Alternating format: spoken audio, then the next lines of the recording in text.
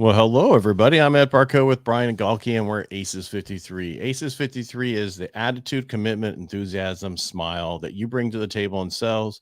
The 53 stands for the first joker in the deck, which is about the joker. And the joker is that unique ability you have that you bring to the table in sales, or you learn to bring to the table with what, like Brian teaches. For me, I sold by the phone for 18 years, and it was my voice because I had no idea I had a great, deep voice for sales. I know. I mean, everybody's like, wow, you have a great voice. Sounds really good on the radio. Great. And look at where you are. Yeah, I'm in a home all by myself. Just kidding. Anyway, so a lot of stuff been going on. I know you named it books, networking, seminar, masterminds, TV documentaries, and all. But what you left off there is podcasts. I think it's really important to, one, have a podcast, and two, be on other people's podcasts. I interviewed a guy yesterday. So I do 2 interactions on Wednesdays. My second one was a guy who was an attorney, compliance attorney. I'm like, this is going to be freaking boring as fuck. And I was like, so we started talking, and he's like, oh, yeah, I do 60 podcasts.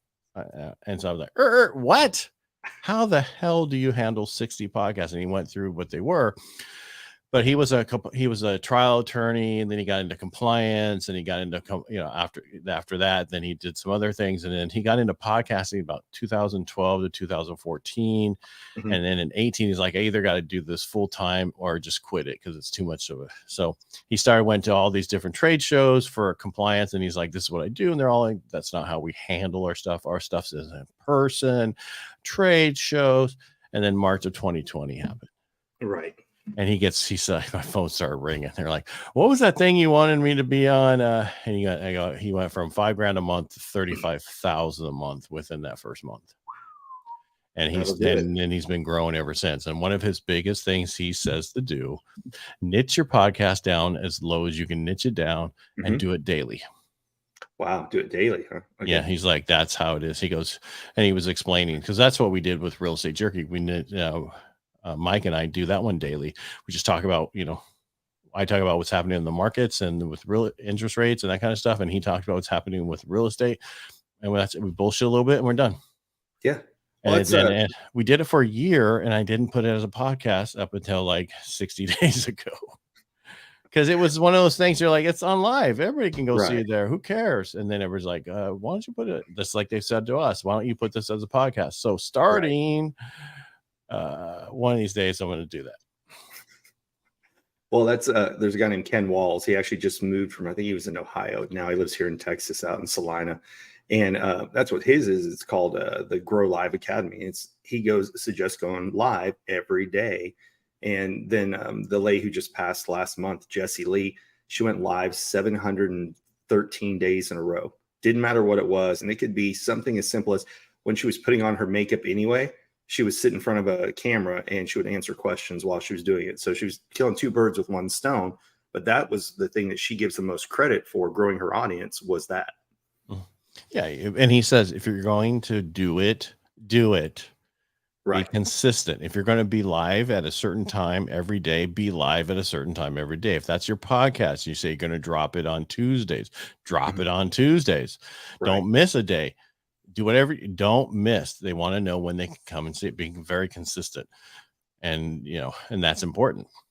Do you think that's people our age though, but as younger people come in, that'll change because everything they've come with is on demand. So, I mean, like my daughter, right? She has no idea of having to wait for a Tuesday for a show to come on or anything like that. She's grown up in the on-demand lifestyle of everything. So what you're saying is one of these days she's going to be very disappointed and have to wake up and be like the rest of us and understand that it's not on demand. Those are all reruns that are on demand. Right. But that's all what kids are used to, right? I know. But, as a child, we then grow into an adult, and then we take on we get rid of our childish things and turn into adults. You're right.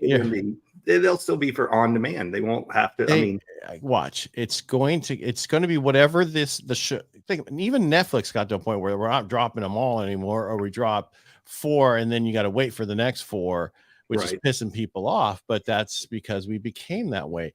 No longer, you can go to the movie today, and then in a month it's out on video already, not video, down streaming. It's like, What happened to 6 months? I'd have to go to movies at least for 2 months to see it. Oh, don't lie. You're just upset because you don't have to go to Blockbuster anymore and wait to fight in line to get the movie you want to see, right? I never fought. I had to deal with the guy. You had to deal with the guy. He'd hide one for you. Yeah, exactly. As long as you were to be kind and rewind. Yeah. No, I paid him extra so he could rewind it for me. There you go. Hey, you got to know where your skill set is. That's right. Well, you got to know what you're good at. I'm good at talking. I'm not good at rewinding. It is funny to think that that's where things came from, right? Is literally, I think it was on Tuesdays. Thursday is when you could get them at Blockbuster. You could buy them Tuesdays at Best Buy. And then and now, like you said, it depends. Like Cinemax and HBO merge now. You're watching Cinemax? Yeah. That soft porn stuff? They seem to have bought most of the movies. If it's not a Disney movie, obviously Disney does first showings of that. But it seems like the new Max has most movies that come out as soon as they come out. They come out on Tuesdays. They still release everything on Tuesday when it's going to be released that week. Well, but what's interesting, and that's the same with books too, right? With Max, though, you can actually watch it before it's released. Well, I guess you could buy it, but before you can rent it, Max will have it for a while, and then they'll stop showing it. And then you have to go to the Apple Store or whatever your choice is, and then you can actually rent the movie. But it's interesting because it won't be available for rent for a little bit. But depending on what streaming service you have, they may have it available for a short period of time. Well, talk to me after this, and I'll tell you a secret because I'm not going to say it on this. Don't do it now. But yeah. There's other ways to be able to get those, and I'm not talking the ones that are dubbed in English. All right. Right. But all right. So back to kind of what started this off. I saw a post from a guy named Brian Covey, who he was talking about the way he moved faster in life was he didn't just have a 9-to-5 job. He started going to networking events. Then he'd go to seminars. Then he'd join masterminds. And you can compare people in the same industry as him. And that's what he said elevated him even higher. But what he was missing that I thought really you've come in with is he was missing books. And he may have written one. I'm just not aware of it. But then he left out media like, are you on the news? Are you in documentaries? Are you on regular TV? So we both know Janine. Janine is on Court TV pretty regularly, but are you talking Janine Driver? Janine Driver, yes. I don't know her, by the way. I only know her through you talking about her. Oh, okay. I thought for some reason you'd met her at one point. No, but you've never invited me to a place where she was at. Okay, well, next Thursday and Friday we'll be in Nashville. You want to take it? Sure. Send me a plane ticket. No, a ticket to the event. And a plane ticket. I'll be right there. Yeah. So when she TEDx is how one of the things that really made her go viral. She's constantly being asked to be on network news channels and then shows like she was on Kelly Ripa the other day. But to your point, one of her big ones that she did was Mel Robbins' podcast. Tons of people got added to her following by being on Mel Robbins' podcast. But I have no idea who Mel Robbins is. Really? Oh, no, okay. I'm lying to you. Yeah. Well, you didn't know who Janine was. So. We don't always go in the same circles. True. You're just you go everywhere now. I don't. Yeah. Well, and that's one of the things that's helped me, right? It started out with networking, met Joe Ingram, and then through being in masterminds, that's how I met Brad. That's how I met Janine, other people. And then where do you go from there is you can go to seminars and meet other speakers, follow them, you name it. Or like with you talked about being not just writing the book helped you out quite a bit, but being a part of the documentary. That's what sets you apart, not just an author, but being seen as on other credible media as well. You know what helped me out more than anything was radio. Because you can't not be on radio and know what you're talking about. Sorry, I hate to tell you this, but my George is right down here sleeping and he's snoring up a so if you hear snoring, so you're good. He's like it's like okay. Because he's been so happy I've been working from home since Marsha went to work full time again. She's hating life. She gets home. I'm so tired. Yeah. Yep, it happens. Yeah. Well, and that's if you look right now, there's more of that going on. I know 4 people in the last month who've got laid off who were not low-level positions. And companies are laying off quite a bit. Things are changing like we've been talking about before. And that's why all this is even more important is I used to be the worst about this, right? 21 years at a job, 21 and a half. And I didn't really go to any networking events or anything because I tended to like the profession I was in. But I realize now that was stupid. I should have been going to way more networking events. I've always been kind of a seminar junkie. I've always liked that, but I would never pull the trigger on masterminds or anything else. And that's also another way, because usually the people invest in masterminds, invest in themselves. Mm-hmm. And I've met just as many people in seminars and mastermind groups than I have going to any networking event. No, it's important to go to different things outside your industry too. Just Absolutely. like all the stuff we were going to. But I looked at the last 5 years. I've went to so much shit that was time to implement it. Right. And that's the problem is we go to a lot of stuff and we don't implement it. Didn't you go to the big podcast one in Florida? Yeah, that was 2 years ago. 2 years ago.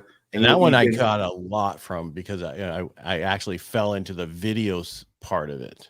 Right. And they were talking about YouTube and all the different things. And then, they said to separate all your stuff out. Like on my YouTube, I had everything underneath me. And they were like, well, then your algorithm doesn't know what you're talking about. Well, now they've came with everything so you can be podcasts, right? And so it doesn't mess with your algorithm. Well, I'm like, but then I want to cut that up and put it in there because you're supposed to do. So I still have like my Inner Edison, which I've had for 2.5 years. And I had so many, I have like almost 13,000 subscribers with me now. I'm about 100 away. I've been growing again. I didn't grow forever because I didn't do anything, but my Inner Edison's off by itself and it's got 8 subscribers now. And that's it because it started over by itself. Right. I have hundreds of thousands of downloads. Right. On the regular podcast. It's a podcast, but not the actual YouTube channel. So it takes time to redo it, but I need to cut up more stuff and do all that. And that's another thing. There's just so many things you need to do and you need to hire people to do it. Right. And like we've talked about, learn enough to know when you're not being taken advantage of, but also learn when it's time to delegate out something, because you shouldn't be doing menial tasks if you have the money. So what they always say is you either have money or you have time. Right. So if you don't have any money, you have time. Go do a lot of this stuff yourself. We've been listing off tools, softwares to use that we've used, we've tested. If you have the money, pay somebody else to do it so you don't have to do it, but know when you're being taken advantage of or not. Right. And I finally found my high level guy. Did you? Oh my God. He's super excited. He's number. So if you have to call in for service on your thing and ask you for your number, your ID number, he's 9. He's 9. Well, it's funny you say that. I talked to Rob and Alex. Messaged with him yesterday, and their big events next week. The 23rd. I thought it already happened. No, it's next week. And because there's people coming in town. Henry will be here. Joel, who's been on the podcast, will be here. Several other people we know are coming down. So I'm trying to figure out how can I stop by and say hi, because I have speaking gigs 23rd, 24th, 26th, 27th. So that's why I didn't buy a ticket. But you just show up there. Yeah. Well, I left my badge upstairs in the hotel. Right. People like Perry Belcher are going to be here. Frank Kern, right? And even though it's not, and that's the funny thing is nobody heard of Go High Level, 4 years ago. So the fact that your guy knew about it, number 9, 2019, he was this when he got involved. Yeah. And he is just, he's been on my Rotary for 10 years. No idea. I'm like, you're worse than me is the secret. You can't be a secret with what you do. You need to tell people. He used to be a carpet cleaner when he first got out of the Navy. He joined, he got out of the Navy. He goes, it was just easy to buy the thing and do it. But then he got into Go High. What is it about carpet cleaners? I don't know. That's what Frank Kern, Joe Polish. Rob was a carpet cleaner? Yes. Did not know that. Yes. All these carpet cleaner guys, they all went on to do some SEO and all this other stuff. And he's huge. So he's like, this, Ed, I know this stuff like nobody's business. And then I'm like, why can't I need this? I need this book phone. I need this. He goes, do you have this stuff recorded from your book yet? I go, no. He goes, get it done now. I need it. And I've already sold him to so many people. He took over. Here's an easy example. We do Rotary events. And you set it up and you tell everybody and people, oh yeah, I'm coming. And then they, half the people don't show up. We did our summer social, and he used the technology through high level, sent a QR, hey, here's a QR code, scan it, and it sent it. And then he did multiple things. People signed up, said they were coming. It reminded them so many times of the event. It was the best event we've ever had. Wow. So much so that at the board meeting this week, we adopted him to take over everything and have it run through high level. Wow. And that's a huge thing, because he goes, dude, everybody young is looking on Google to find where they want to go for Rotary in this. And a prime example, my first transaction for my radio show, it was a kid who his dad said, start listening to this radio show because I want you to learn about real estate, and I want you to buy your first home. About 3 months later, he called me, and we went through the thing, and he bought his first home. That was 5 years ago. Yeah. He recently reached out to me saying, I've been watching your lives. You've been talking about Rotary. I want to join a civic organization. Can I come to Rotary? So I'm just saying it's these connections that you need to exploit and utilize. Right. Well, and that's kind of what we're talking about here is no matter what you do, it doesn't matter if you're an employee, you own a business or anything. Don't just be an employee or a business owner. Start going to events, start building networks. They always, no matter how you say it, it's, your circle determines where you are. The top 5 people determines your life. Show me your circle, I'll show you your future. And then that whole, your network is your net worth. I mean, there's so many different sayings about it. And it's true, because every opportunity, I mean, you can stumble into a good paying job, but even then you have to network internally to get promotions, right? You can't just be good at a job. You've got to network with the people in charge of promoting you to get promotions. Well, that's all about learning sales. If you don't know how to sell, you're never going to promote yourself. Right. But it's funny, because even then, a lot of people stop with just what's in the 9 to 5, and they don't look and think, I need to be going to networking events. I need to be going to seminars. I need to join masterminds. I need to be on radio. I need to be on this.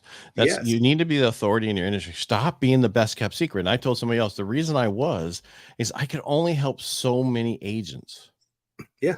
Right now. And I'm the number 3 mortgage person in my area.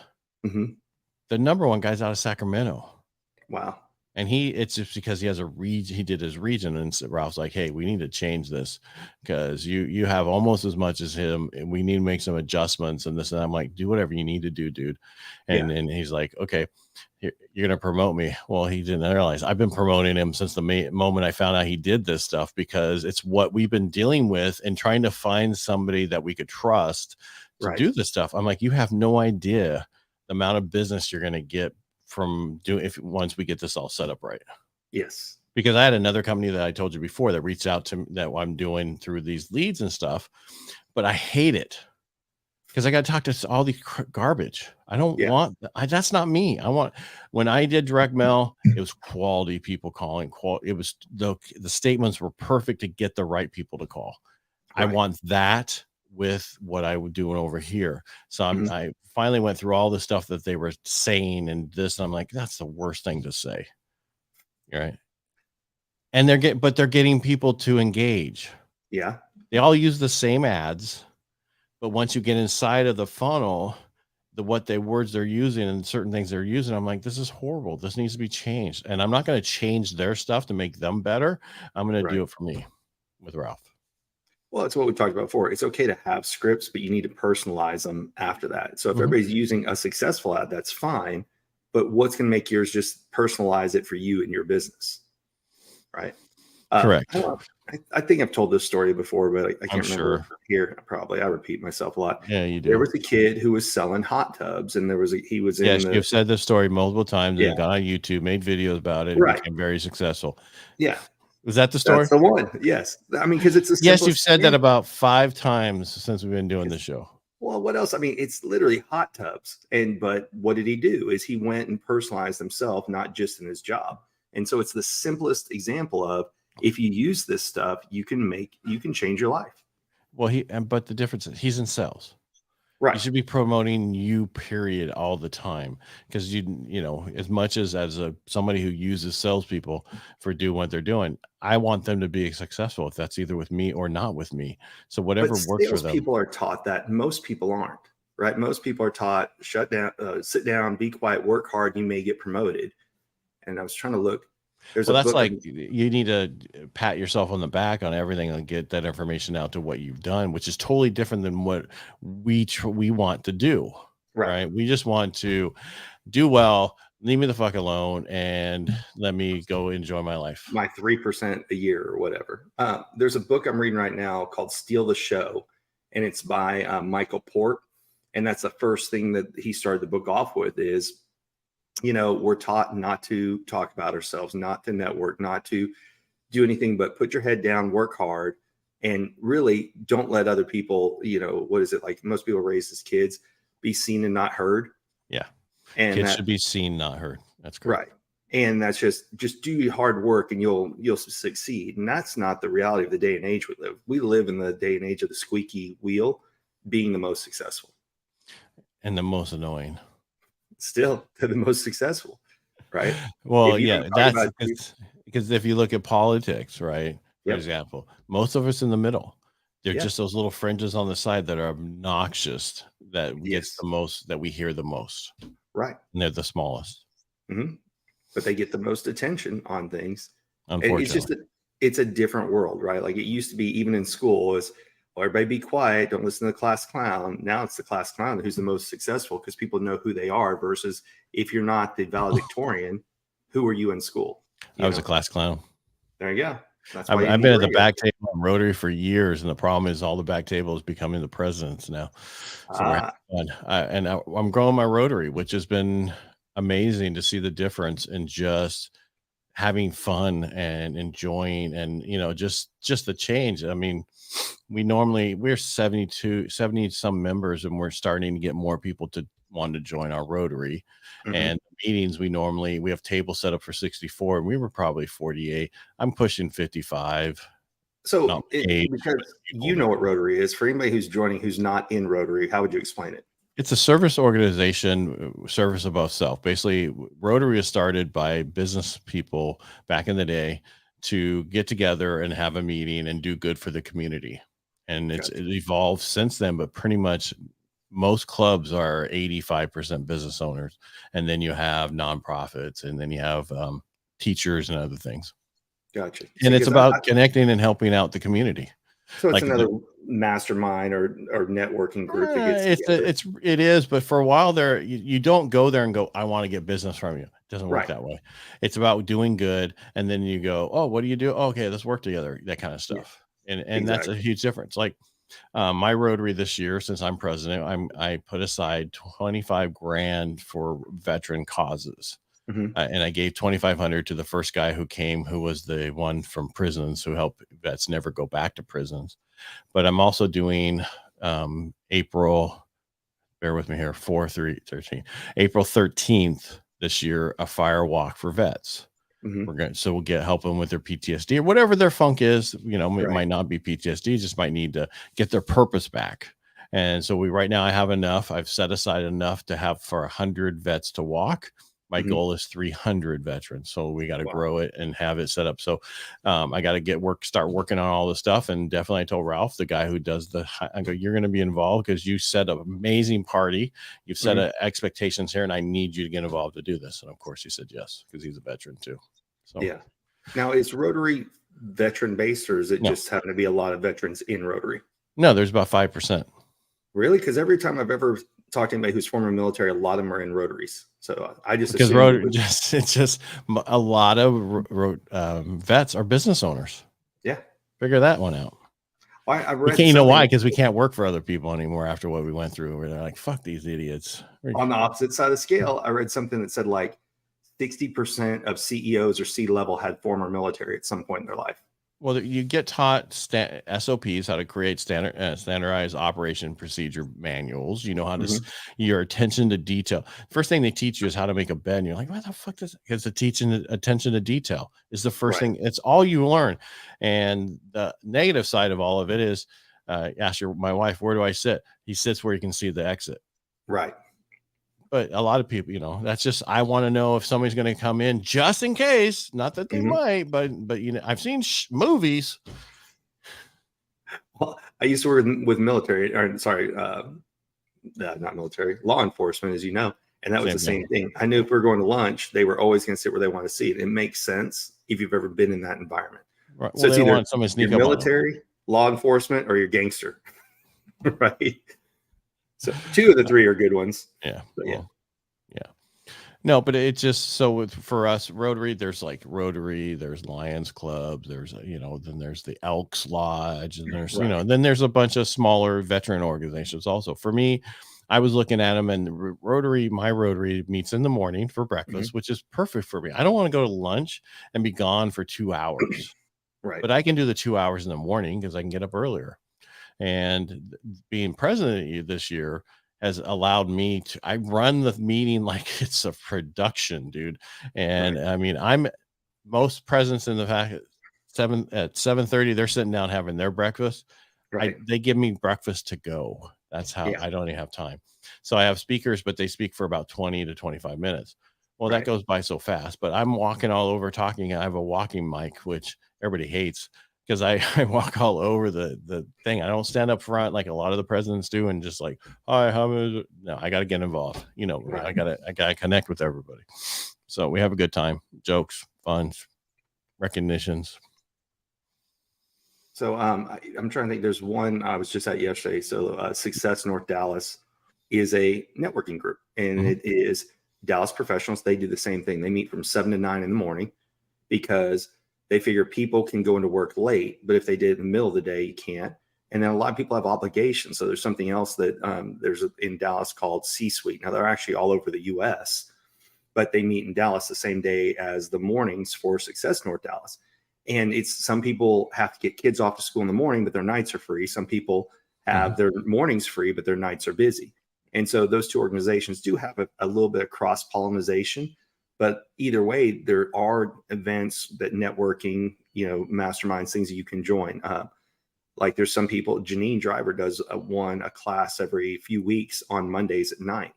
And then our friend Joe, he does 4 o'clock my time. So 2 o'clock Pacific, he does war games, right? And so you can find, if you go out and search or ask Ed or I, what are different types of events, networking groups that you can join to expand your circle.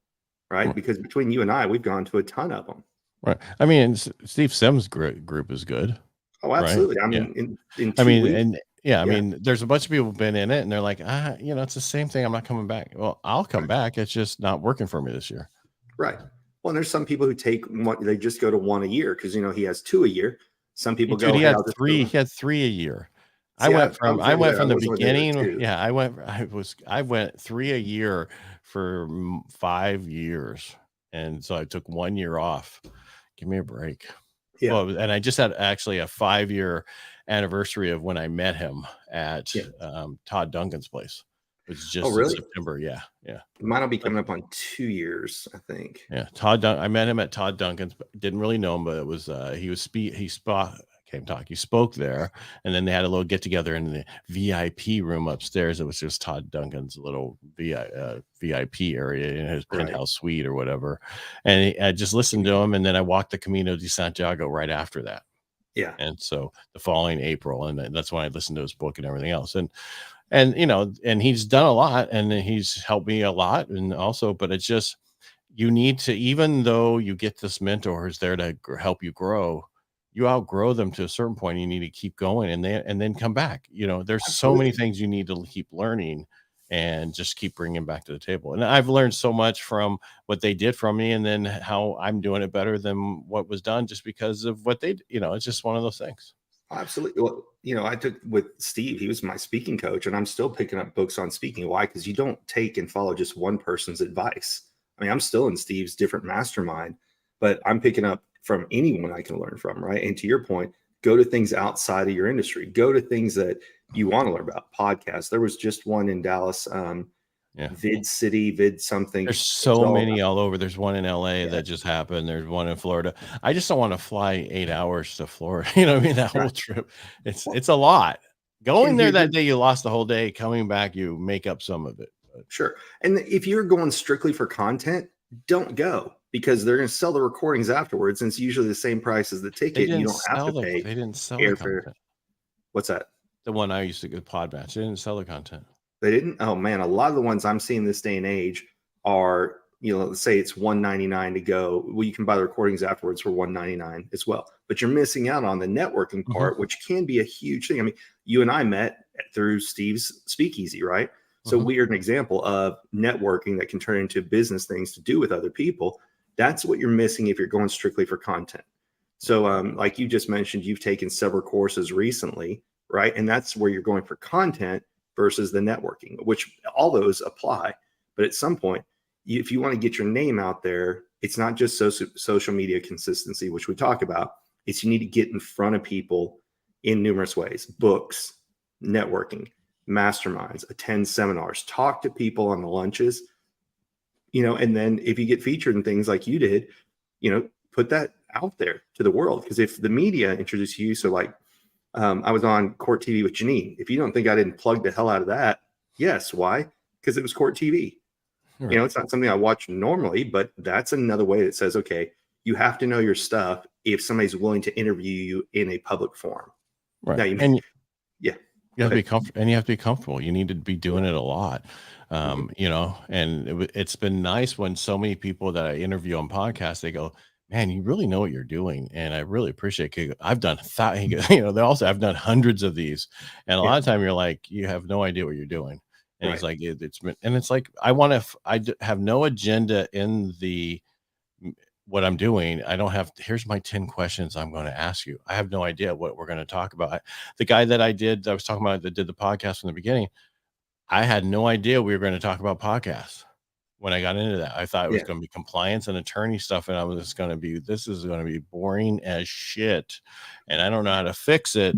And no, it was complete opposite. It was like the best one I had in the last month. Yeah. And it's funny. You just never know. Well, some people are divas, right? They'll send you the questions they want you to ask them ahead of time, and they don't want you to deviate from that at all. Now, on the opposite side, I've had hosts who send me the questions, and sometimes I'll read them, and then sometimes I'll go, nah, let's not read them, just gamble with it. So. No, and if I don't want them on. Yeah. Because that's not a true conversation. Right. Like today, we were scripted. Ha ha. I'm just kidding. Yeah. Our script was books, networking, seminars, masterminds, and TV documentaries. That was our script. And then we started off with podcasts. Right. It wasn't even in there. Exactly. So, all right. Yeah.